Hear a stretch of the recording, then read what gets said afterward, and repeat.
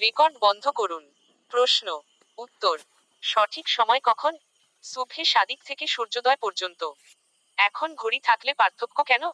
সময় নির্ধারণে বিভিন্ন ডিগ্রি ব্যবহার হয়। কেউ দেরি করে পড়লে কি চুরি করছে?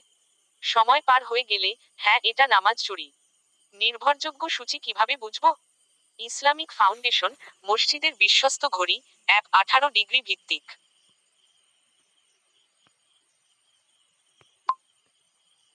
নীল রঙের ছোট হিরে আমল করার জন্য পরামর্শ। আপনার এলাকার নির্ভরযোগ্য মসজিদ বা ইসলামিক ফাউন্ডেশনের সময়সূচি অনুসরণ করুন। সাবধান থাকুন যেন ফজরের সময় হওয়ার আগেই আজান না হয়।